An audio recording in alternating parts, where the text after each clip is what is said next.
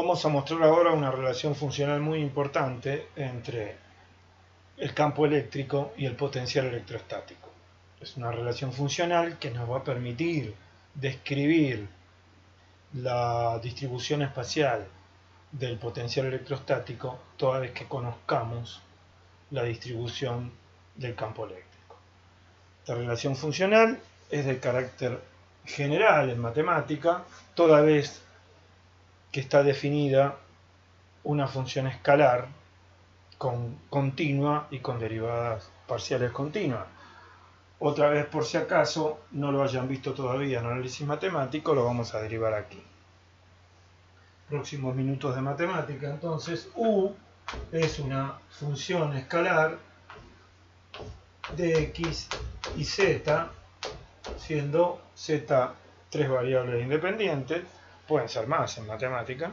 Nosotros nos restringimos a tres variables independientes porque son las que nos interesan. El campo eléctrico en el electrostático es una función de las coordenadas espaciales, lo mismo el potencial electrostático, así que nos quedamos con tres variables. El diferencial total exacto de U es la derivada parcial de U respecto de X, diferencial X, más la derivada parcial de U respecto de Y, diferencial Y, más la derivada parcial de U respecto de Z, diferencial Z.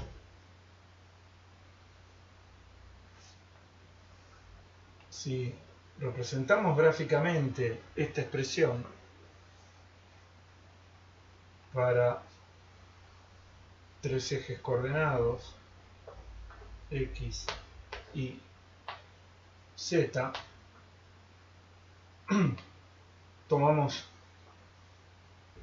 una combinación arbitraria de valores para diferencial X, diferencial Y y diferencial Z. Esto es diferencial Y,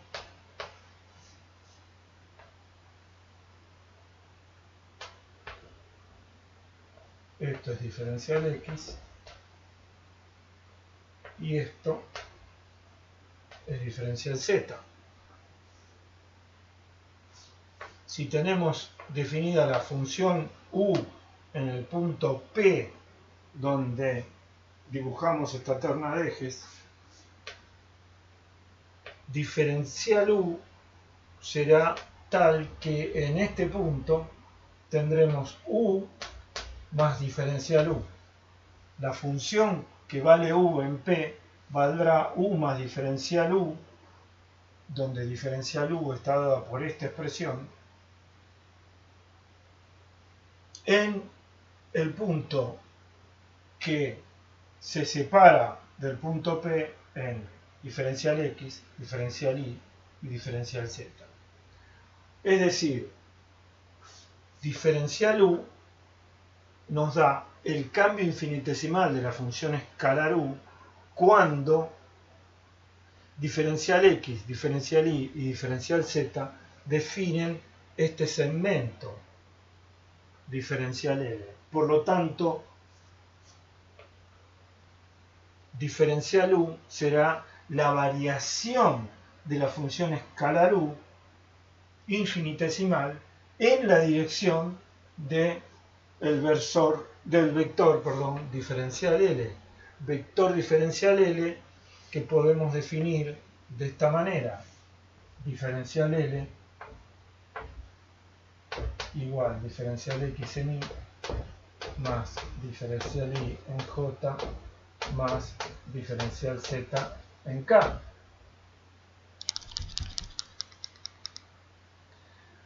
Fíjense que esta definición de diferencial L coincide con la que hemos dado cuando definimos circulación, porque el módulo de este vector, al ser la raíz cuadrada de la suma de los cuadrados de las componentes, es la longitud de este segmento.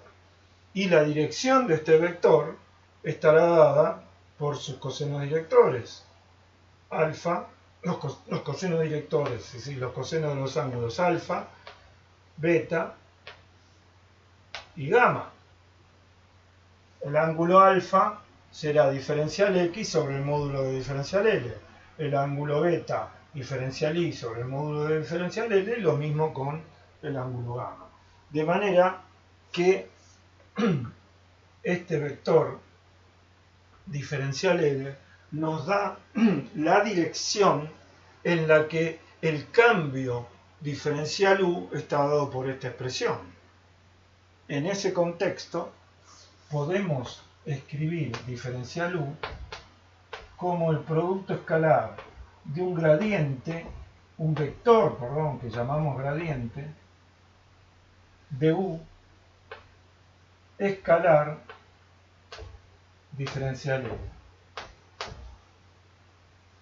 Para que esta expresión sea igual a esta, gradiente de U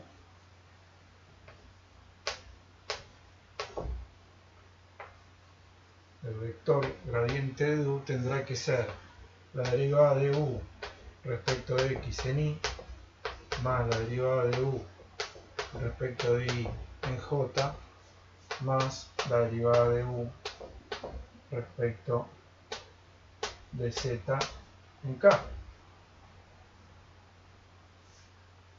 ¿Por qué el gradiente de U tiene que valer esto? Vamos a recuadrar estas dos ecuaciones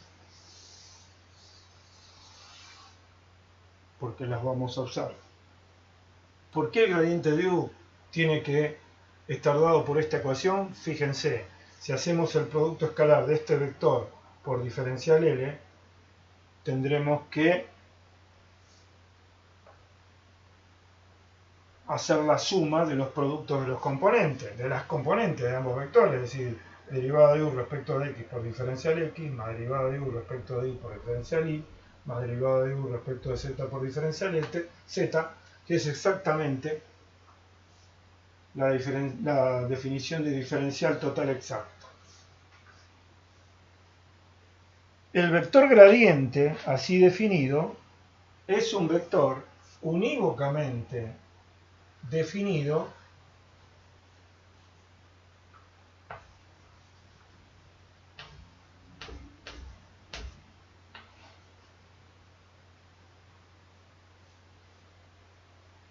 en cada punto en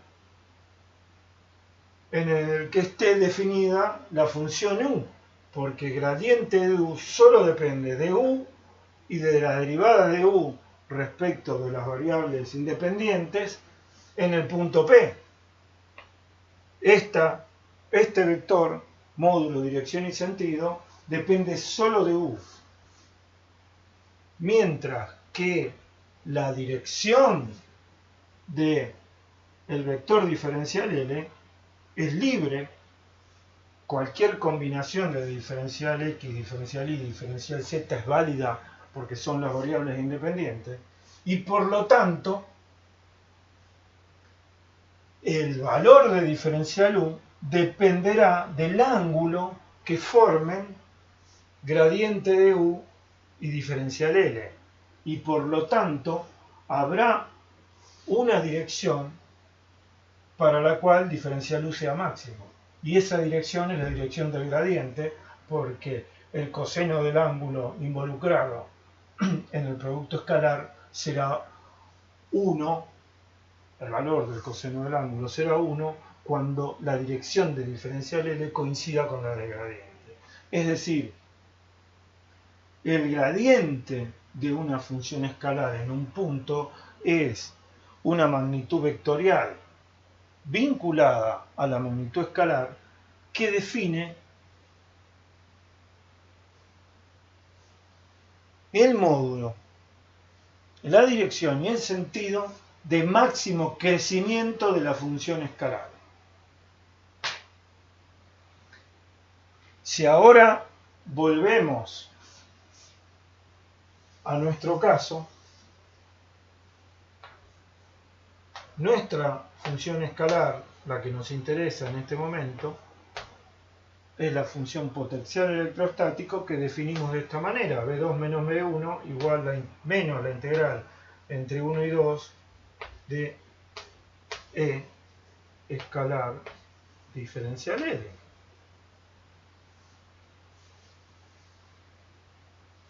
si diferenciamos de ambos lados de esta ecuación, nos quedará diferencial B igual menos E escalar diferencial L. Ahora, si comparamos esta ecuación con esta, y habiendo visto que el diferencial L está definido exactamente de la misma manera en la circulación y en esta expresión, obtenemos que E es igual a menos el gradiente de B. O sea, E sub x igual menos derivada de B respecto de x, E sub y igual menos derivada de B respecto de y, E sub z igual menos derivada de B respecto de z.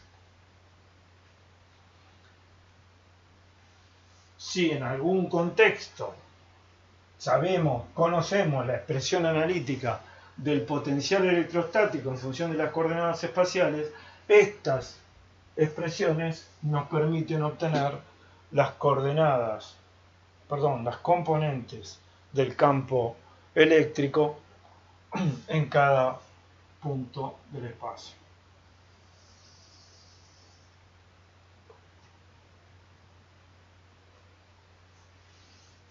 Podemos hacer otra consideración ahora. Dado un punto del espacio y un campo eléctrico definido en ese punto del espacio, el campo eléctrico, siendo menos el gradiente del potencial electrostático, nos da la dirección de máximo de crecimiento del potencial. Si tomamos una superficie elemental normal al campo eléctrico en ese punto, toda circulación elemental que hagamos sobre ese plano tendrá valor nulo, porque el campo eléctrico será perpendicular a diferencial L sobre este plano. Es decir, este plano normal al campo eléctrico en ese punto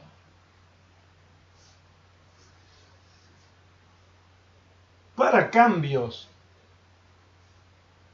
diferenciales sobre el plano, no habrá cambios en el potencial electrostático. De manera que, si definimos una equipotencial como el lugar geométrico de los puntos del espacio para los cuales el potencial electrostático es uniforme, una superficie equipotencial tendrá que ser normal en todos sus puntos al campo eléctrico establecido. Es decir, si tomamos una carga puntual, la distribución de líneas de fuerza las conocemos, son rayos uniformemente distribuidos en el espacio. Una esfera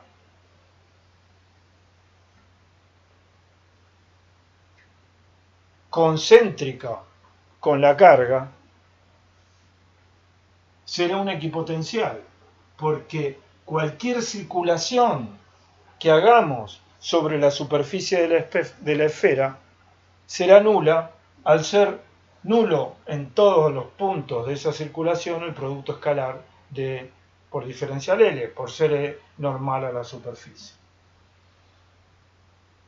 Esto quiere decir que en una línea infinita de carga, las superficies equipotenciales serán cilindros cuyo eje coincidirá con la línea de carga, y para un plano infinito de carga, las superficies equipotenciales serán planos paralelos al plano infinito de carga. En casos de otras distribuciones del campo eléctrico, para dibujar las superficies equipotenciales tendremos que seguir perpendiculares a las líneas de fuerza de campo eléctrico en cada punto. Dicho esto, podemos obtener conclusiones adicionales sobre el comportamiento de... Acá me faltó dibujar el cilindro y acá, si esto es una placa conductora, serían las equipotenciales perpendiculares al campo eléctrico emergente. Estas son perpendiculares a las líneas de campo que serían radiales perpendiculares al eje. Si ahora dibujamos un sólido conductor,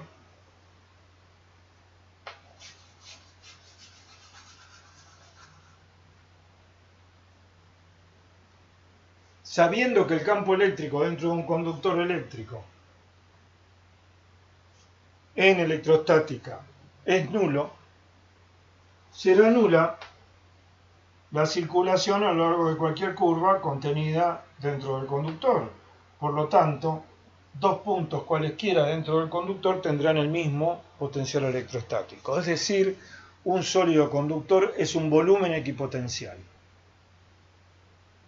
Como además sabemos que las líneas de campo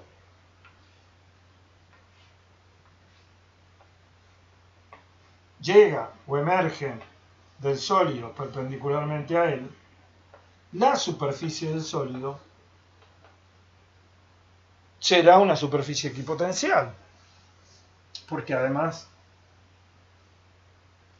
les cabe las generales respecto del razonamiento anterior. Y si tomamos una superficie muy próxima al sólido conductor por fuera de este,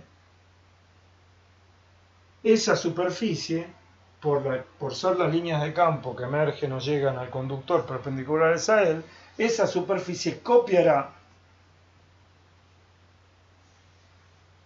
a la superficie del conductor. Luego, a medida que nos alejemos, según sea la distribución de campo, las equipotenciales se irán deformando, manteniéndose siempre perpendiculares a las líneas de fuerza de campo eléctrico.